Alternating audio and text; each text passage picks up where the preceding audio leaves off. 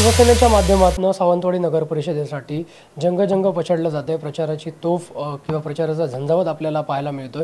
याच पार्श्वभूमीवर शिवसेनेच्या ज्या तालुका प्रमुख आहेत, महिला तालुका प्रमुख आहेत, यशस्वी सौदागर आपल्यासोबत आहेत। आज मॅडम तुम्ही सहभागी झाला या प्रचार प्रक्रियेमध्ये।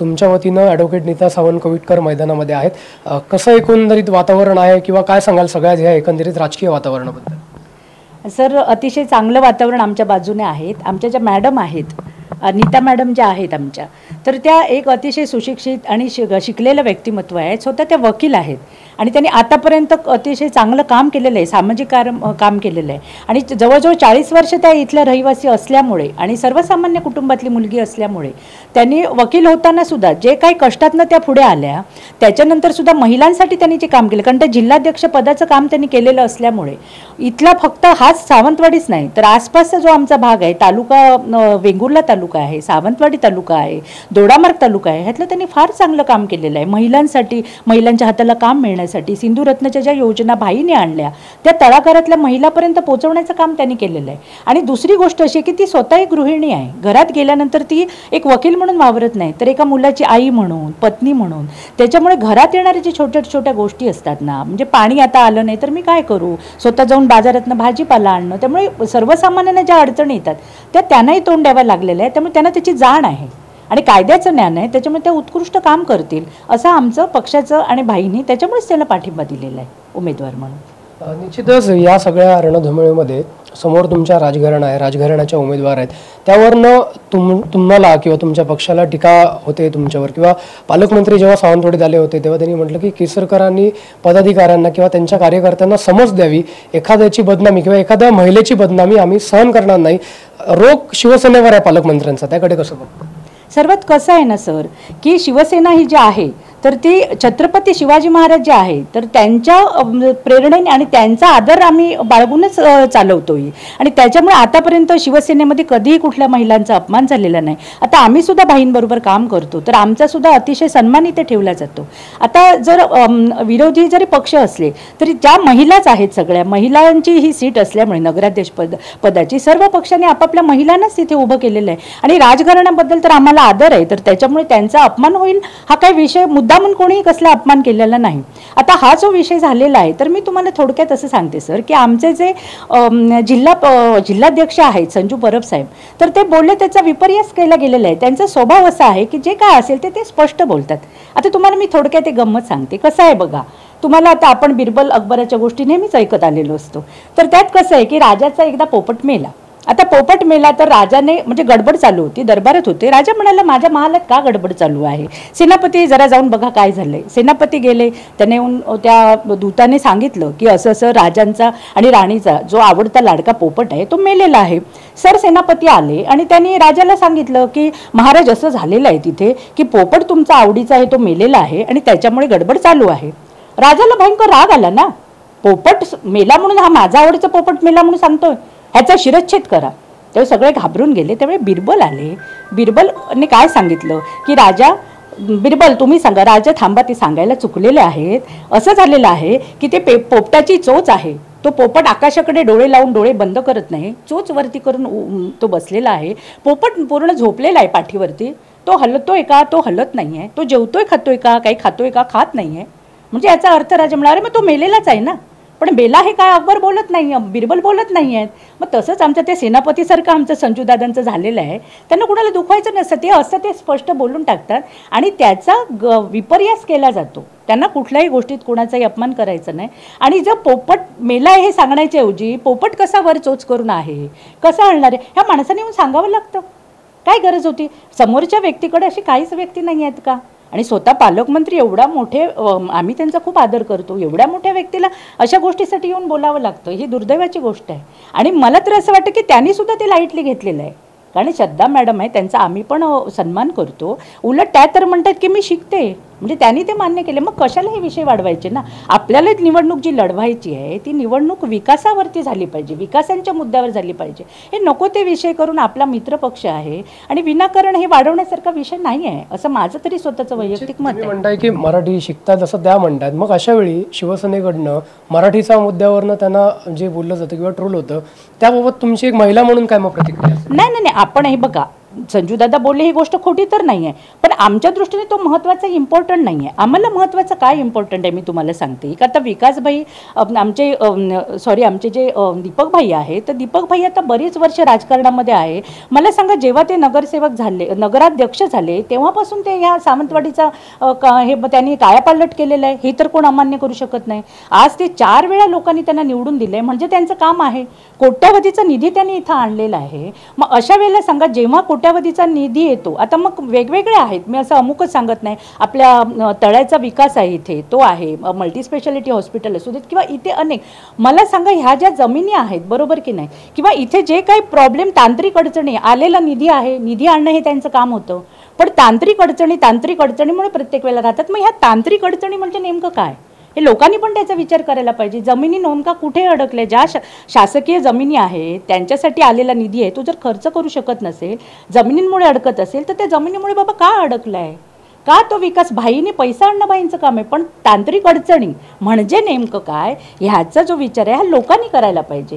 का बाबा त्या तांत्रिक अडचणी म्हणजे नेमके काय, मल्टी स्पेशालिटी हॉस्पिटलची जमीन आहे, तो जमिनीचा प्रॉब्लेम काय आहे, पैशामुळे तर ते अडलेलं नाही आहे.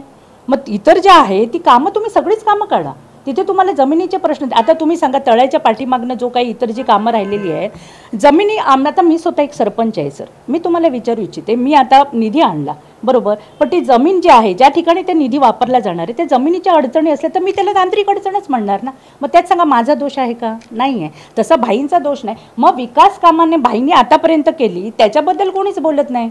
आणि जो विकास निधी आणलाय, परंतु तुमच्या तांत्रिक अडचणी ज्या, मी अजूनही सांगते की मला कुठल्याही पक्षावर दोष द्यायचा नाही आहे, परंतु तो तुम्ही पत्रकार म्हणून त्याचा तुम्ही थोडासा खुलासा करा, तुम्ही स्वतः त्याचा अभ्यास करा.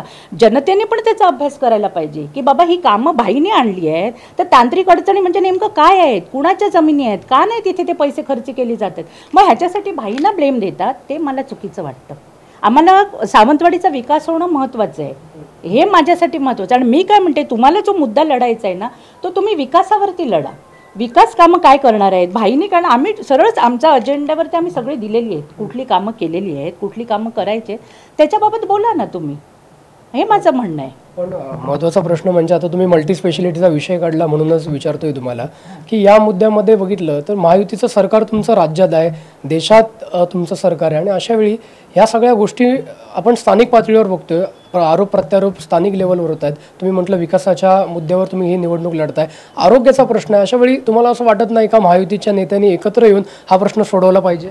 नक्कीच पाहिजे ना, पण मला सांगा तिथे सही कुणाची लागणार आहे हे बघायला पाहिजे ना, जमीन कशा पद्धतीने मिळाली पाहिजे. आणि आता सुद्धा मी म्हणते, मल्टी स्पेशालिटी हॉस्पिटलचा विषय सध्या बाजूला ठेवूया. आता जे काय हॉस्पिटल आहे तिथे पण विविध प्रकारचे आहेतच ना, तिथे सगळ्या सुखसुविधा आहेत तिथे. मग तिथे जे आहे ते बसून सगळ्यांना, आम्ही त्याच्यासाठीच प्रयत्न करत होतो. तुम्ही जे म्हणता महायुती आहे, आम्ही शेवटच्या क्षणापर्यंत वाट का बघितली महायुतीची, तर आम्हाला अजूनही वाटत होतं बघा भाई शेवटच्या क्षणापर्यंत महायुतीची. आणि तुम्ही जर म्हणता श्रद्धा रजा आम्हाला कुठे नको होत्या त्या, पण तुम्ही काहीच त्याच्यासाठी प्रयत्न केले नाहीत. जेव्हा पक्षापक्षाचं होतं झालं. आणि मी तुम्हाला एक सांगू का, शेवटी आपण हे जे काय आहे लोकशाही आहे, लोकांनी लोकांसाठी चालवलेलं राज्य आहे. आणि भारतरत्न बाबासाहेब आंबेडकर यांनीच तर आपल्याला सगळ्याला हे संविधान दिलेलं आहे. मग आम्ही आमच्यातल्या सामान्यातली सामान्य कार्यकर्ती, जिने अगदी तळागाळात नेऊन ती मोठी झालेली आहे, तिला आम्ही एक त्याच्यासाठी उमेदवारी दिली आहे ना. मग आम्ही म्हणतो तुम्ही मोठे आहात, आम्ही मोठा म्हणून मान्यच करतो, पण तुमच्याकडे खूप ऑप्शन्स होते. तुम्हाला अजूनही, तुम्ही मला सांगा, पर्यटनाचा विकास करायचा, पर्यटन विकास महामंडळ आहे, त्याला तुम्ही जाऊ शकतात. बरेच आमच्या उमेदवार आहेत, चांगले आहेत, त्यांना काही वरतीपर्यंत नेऊ शकले नसते का, बरोबर की नाही. पक्ष एवढा राष्ट्रीय पक्ष आहे, तुम्ही त्यांना राज्यसभेत न्या, त्यांना वरच्या लेवलवरती न्या ना. ह्या आमच्या मॅडम आहेत, एक सर्वसामान्य व्यक्ती आहे, सावंतवाडीत राहिलेली आहे, ती कायद्याचे ज्ञान आहे, शिकते, ती करते, ती पुढे येऊन करते. मग तिला थोडंफार सहकार्य करायला काहीच हरकत नव्हतं ना सगळ्यांनी, तिला पण एक संधी द्यायला पाहिजे. भाजपने श्रद्धा राजेंना नगराध्यक्षपद देऊन कुठेतरी त्यांना संधी दिली नाही असं म्हणायचं का? नाही नाही नाही, त्यांना संधी दिली आहे, पण मला असं वाटतं काय, मी एक महिला म्हणून मला नेहमीच वाटतं, आणि हा माझा नेहमीचाच सगळ्यांवरती आहे, की महिलांना तुम्ही जे आहे, आज पंचायत राजमध्ये तुम्हाला माहिती आहे 50% आज आरक्षण झालेलं आहे. माझी मागणी नेहमीच आहे की महिला आपण पुढे येत आहेत, तर त्या सगळ्यांचाच मी सन्मान करते, कारण माझ्यासाठी आनंदाची गोष्ट आहे की महिला पुढे येत आहेत, आणि महिलांनी राजकारणात पुढे आलंच पाहिजे. आणि एक लक्षात ठेवा, भाई पण आम्हाला नेहमी सांगतात, भाई आम्हाला खूप चांगली वागणूक देतात. आमचं असं म्हणणं, आपण नवरात्रीला 9 देवी पुजतो, असतो, देवीची जशी वेगवेगळी रूपं असतात तशा ह्या सगळ्याच, म्हणजे मी फक्त श्रद्धाराजेंबद्दलच बोलत नाही, आमच्या अपूर्णा ताई आहेत, आमच्या सीमा मटकर ताई आहेत, आमच्या साक्षी ताई आहेत, सगळ्या आम्हाला चांगल्या बहिणीसारख्या आहेत आणि त्या महिला पुढे येतात, त्या काहीतरी सक्षम आहेत म्हणून तर त्यांना त्या पक्षाने असू देत किंवा त्यांनी उमेदवारी दिलेली आहे. त्याच्यामुळे मला त्या व्यक्तीबद्दल, कुठल्याही व्यक्तीबद्दल काही बोलायचं नाही. आणि प्रत्येक जण येतो तो आपलं चांगलं कामच करतो. जशा 7 सप्तरंग कसे असतात इंद्रधनुष्याचे, प्रत्येक रंग वेगळा असतो, त्याची स्वतःची म्हणून काहीतरी एक स्वतःचं काय म्हणतात तुम्हाला ते अस्तित्व असतं, एक स्वतःचा म्हणून एक हे असतं, स्वतःचे एक चार्म असतो, स्वतःचं एक तेज असतं. तसं ह्या प्रत्येक व्यक्तींकडे तेज आहे. त्यामुळे मला कुठल्या एका मला त्याचंच वाईट वाटलं की तुम्ही श्रद्धाराजे राजे आहेत म्हणून तुम्ही त्यांना हे करताय आणि त्याच्यावरून काहीतरी वाद घालताय. असं करू नका प्लीज. प्रत्येक सगळेच चांगले आहेत, पण हा वाद इतर कुणाच्या बाबतीत झाला नाही. मग असं तुम्ही त्याचं काय म्हणते मी की ते जे बोलले ना ते खरं बोलले ना, खोटं बोलले नाही, त्यांना येत नाही वस्तुस्थिती आहे, पण त्याचं तुम्ही एवढं भांडवल करायची गरज नव्हती. आलं लक्षात ना. आम्हाला त्यांच्याबद्दल आमच्या पक्षाबद्दल जी काही गैरसमज, मी का मुद्दाम सांगते, आमच्या पक्षाने कधीही कुठल्याही स्त्रीचा अपमान केलेला नाही आणि म्हणून ते पालकमंत्री जे बोलले त्याचं आम्हाला वाईट वाटलं की असं आम्ही कधी कुणाचा अपमान नाही केलेला आणि भाईनी तर कधीच केलेला नाही आहे आणि म्हणून त्याचं वाईट वाटलं. त्यामुळे तो विषय नाही आहे महत्त्वाचा. आमचं म्हणणं एवढंच आहे की आमचा पक्ष, आणि शेवटी कसं प्रत्येक पक्ष, आम्ही आमचा उमेदवार चांगला आहे म्हटला म्हणजे दुसऱ्याचं वाईट आहे असं आम्ही म्हणत नाही ना. मग ते तुम्ही जर घेतला, तुम्ही तुमचं चांगला म्हणता म्हणजे आमचा वाईट का, असं आम्हाला म्हणायचं नाही. आमचा आहे तो कसा चांगला आहे हे आम्ही सांगणं हे आमचं काम आहे. त्यांनी त्यांचं सांगायचं कसा चांगला आहे तो. मग हे कशाला हे विषय काढले असं मला म्हणायचं आहे. आणि महिलांच्या बाबतीतच हे विषय प्रत्येक वेळेला का होतात ह्याचं मला वाईट वाटतं. महिला राजकारणात आपणून येत आहेत ना पुढे, तर त्यांना सगळ्यांनी सपोर्ट करायला पाहिजे. त्याच्यावरती असा वादविवाद हे करण्याची काहीच गरज नाही आहे. त्यांचे काहीतरी व्हिजन आहे, ते आपले व्हिजन सांगतात. आमचे व्हिजन कसे चांगले आहेत तो आम्ही सांगणार. आणि भाईंनी आतापर्यंत कोट्यावधीचा निधी आणलेला आहे. इथलं भाईंना बारीक सारीक प्रत्येक गोष्ट माहिती आहे. आणि आमचा जो उमेदवार आहे तो वकील आहे, त्याला कायद्याचं ज्ञान आहे, त्याला आता चांगली भाषा बोलता येते. हे आम्ही म्हटलं काय चुकीचं आहे. आता तुम्ही सांगा, मी सरपंच आहे पण मला मालवणीतनं बायका बोलायला येतात, मग मी सुद्धा त्यांच्याशी मालवणीतनं बोलते ना, मग त्यांना ते बरं वाटतं, मग त्या आणि जवळ येतात. अशा अर्थाने ते बोललो होतो आम्ही. याचा अर्थ त्यांना काहीतरी ब्लेम करायचा, त्यांची काहीतरी त्रुटी काढायचं असा कोणाचाही हेतू नव्हता, हे मला सांगायचं आहे. आणि आम्ही महिलांचा सन्मानच करतो. इथं आम्ही भाईंकडे आल्यानंतर जेव्हा भाईंकडे पूजा होते, कदाचित सर तुम्हाला माहिती नसेल तर आम्ही जेव्हा जेवायला बसतो तर आमच्या महिलांची पंगत स्वतः बसते आधी आणि पुरुषांची पंगत ही मागून बसते. म्हणजे इतका आम्हाला आदर देत असताना वाईट वाटलं की त्यांच्याबद्दल अशा पद्धतीने जो काय ते बोलून गेले असतील, पण त्याचं जे काय प्रोपोगंडा मोठा झाला ना, आणि पालकमंत्र्यांसारख्यांकडून मला त्यांना स्वतः येऊन बोलावं लागलं, याचं थोडंसं मला वाईट वाटलं. तर तसं होऊ देत नको. याच्या पुढे जी निवडणूक होणार आहे ती विकासांवरती कर. शेवटी आपण मित्रपक्ष आहोत, उद्या निवडणुका होऊन जाणार, आपण सगळे एकत्र राहायला पाहिजे. आणि हे जे विकास आहे तो मला वाईट ह्याचंही वाटतं. भाई आहेत, भाई एवढं कामं करत आहेत, कोट्यावधीची कामं आणलेली आहेत, मग भाईक विकास केला नाही, भाईने विकास केला नाही असं मग हे काय दिसतं, हे काय आहे. इथे जे गार्डन झालेलं आहे ह्याच्याभोवती आतापर्यंतचा विकास झालेला आहे, इतके जे काही इथे दिसत आहेत तुम्हाला कामं, तर ती इतक्या वर्षातली कामं मग काय आहेत, ही भाईनीच केली आहेत ना कामं आणि अजूनही करणार आहेत. आणि आमदार निधी ते पण घेऊन येणार आहेत. आमच्या पूर्ण पाठीशी आमचे उपमुख्यमंत्री शिंदेसाहेबसुद्धा पाठीमागे आहेत आमच्या आमच्या उमेदवारांच्या पाठीशी. आणि आम्हीसुद्धा सर्वांगीण विकास करायचा आमच्या पक्षाकडून प्रयत्न करणार आहोत. कुणालाही दुखवण्याचा याचा हेतू नाही, पण मित्रपक्षाने सुद्धा आपणसुद्धा एखादे आहे तर त्या पातळी ठेवून आमचा सन्मान ठेवून सुद्धा त्यांनी बोलावं, एवढीच माझी विनंती आहे. निश्चित आज तुम्ही सगळ्या प्रभागात फिरला, नगराध्यक्षपदाच्या उमेदवार आहेत त्यांच्याबरोबर पण तुम्ही फिरला, काय विश्वास व्यक्त करता सावंतवाडीतल्या जनतेचा एकंदरीत प्रतिसाद बघून? लोकांचा खूप चांगला आम्हाला अतिशय चांगला प्रतिसाद आम्हाला मिळतोय. कारण एक तर दीपक भाई म्हणजे सावंतवाडी आणि सावंतवाडी म्हणजे दीपक भाई, एक समीकरण अनेक वर्षापासूनचं आहे आणि त्याच्या पाठीमागे दीपक भाईंचे फार प्रचंड कष्ट आहेत आणि त्यांचं नेतृत्व हे संयमी आहे, त्यांचं नेतृत्व हे सुसंस्कृत आहेत. भाई कधीही कुणाचंही काही भाई कुणाबरोबर कोणी त्यांच्याबद्दल बोललंय तर ते कधीही त्याच्यावरती रिॲक्ट होताना शांतपणे होतात, संयमाने घेतात. ही फार महत्त्वाची बाजू आहे आणि लोकांचं त्यांच्यावर प्रेम आहे कारण त्यांनी लोकांवर प्रेम केलेलं आहे. आणि कधी कधी मला असं काय वाटतं माहिती आहे की भाईने जे काम केले ना त्याची योग्य प्रसिद्धीच झालेली नाही आहे. लोकांना ते माहीत आहे. पण भाईनी कधी, आता मी बघते काल आलेले लोक आहेत, मी कुणाला असं नाव नाही घेत, पण त्यांच्या मोठे मोठे पोस्टर्स, माझ्या गावामध्ये भाईने जेवढी कामं, मी सरपंच झाले 3 वर्षात 5-5 7-7 मी कामं केली, त्या कामाच्या अजून माझ्या भाईंच्या कामं माझ्याकडे माहिती आहे, त्याची आलेली लेटर्स आहेत, आम्ही कामं मी स्वतः करून घेतलेली आहेत. पण तिथे की नाही पोस्टर्स की नाही दुसऱ्याच व्यक्तीचे केवढे तरी मोठे पोस्टर्स. मग पोस्टर्स लावायला तुम्ही माझ्या गावामध्ये, अरे तो रस्ता केलाय कोणी, आणि पोस्टर तुमचं, ही पोस्टरबाजी आहे, मोठा मोठा पैसा आहे म्हणून त्याचा मोठा भपकेपणा केला. लोक याला भुलत नाही. तो लोक भपका थोड्या वेळेसाठी असतो, तो दिखावा असतो, दिखाव्यासाठी लोक भुलत नाहीत. आणि ह्याचं त्यांनी लोकांनी मतपेटीतनं जेव्हा भाईंची 4थ्या वेळेला भाई जिंकून आले आणि विरोधकांची जेवढी सगळी मतं होती त्या सगळ्यांची जर बेरीज करून त्या बेरजेपेक्षा जास्त मतं भाईने घेतली, म्हणजे भाईंचं स्थान हे हृदयात आहे, भाईंचं स्थान हे आदराचं आहे आणि हे लोकांचं प्रेम आहे. आणि जेव्हा जेव्हा आम्ही जातो तेव्हा आम्ही नुसतं म्हटलं ना, बाहेर उभे राहिलो आणि आम्ही भाईंकडनं आलो तर लोक या बस, अगो सांगते सकाळपासून आम्ही गेलो, आता आम्हाला चहा पाणी आम्हाला नको असं म्हणायचे पाळे, लोक या या बसा बसा म्हणत होते. भाईंबद्दलचं प्रेम हे आम्हाला प्रत्येक क्षणाला दिसते. त्याच्यामुळे लोकांचं प्रेम लोकांना खरं आहे आणि हे पब्लिक आहे, हे पब्लिक सब जानती आहे. त्याच्यामुळे तुम्हाला लोकांना फसवणं एवढी सोपी गोष्ट राहिलेली नाही. लोक सगळं ओळखून आहेत. त्यामुळे आम्हाला नक्की खात्री आहे की विकास हा भाईंच्या मार्फतच होणार आहे.